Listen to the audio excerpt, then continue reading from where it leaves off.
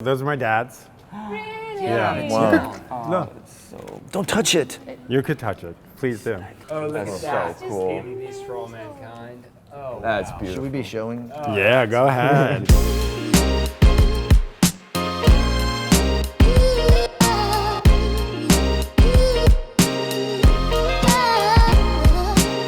I was less interested in doing a sort of biopic about Neil Armstrong and more about trying to figure out how we as a nation got to the moon, and in telling that story from Neil's point of view and also from Janet's point of view, and trying to locate this kind of grand, famous cosmic adventure at the level of a single family, just trying to weather the storm.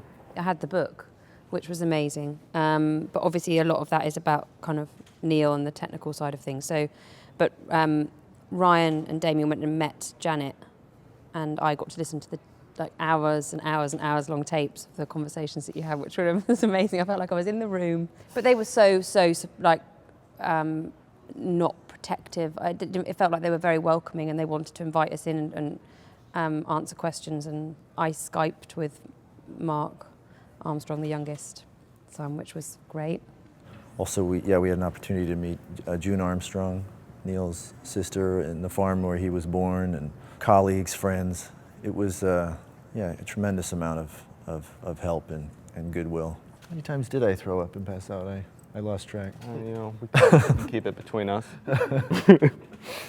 No, we had the opportunity. We went to NASA, we went to Houston, Cape Canaveral. It was extraordinary experience. It was an incredible opportunity to, a tremendous honor, but a great responsibility.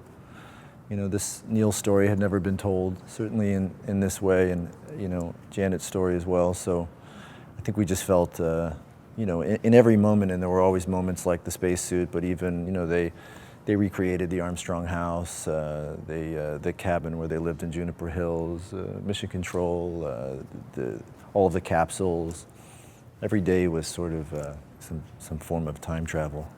What's funny about the moon landing is, for such a famous event, there's so much that's unknown about it, and I think particularly just what exactly went into making it a reality. This was, something that just 10 years prior was this sort of far-fetched, radical notion, and people came together and mobilized and turned this thing in the span of, basically the 8-year span of the movie into a reality, and it cost a tremendous amount. It cost lives, it cost money, it tore families apart. There was this tremendous sacrifice and loss that came with the success story that we all know.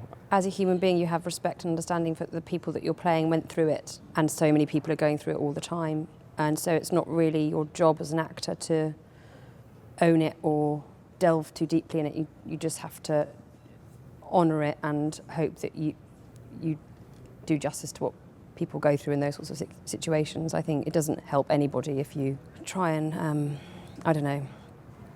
get it too deeply inside you, because it's just unimaginable. So you don't want to go there, really.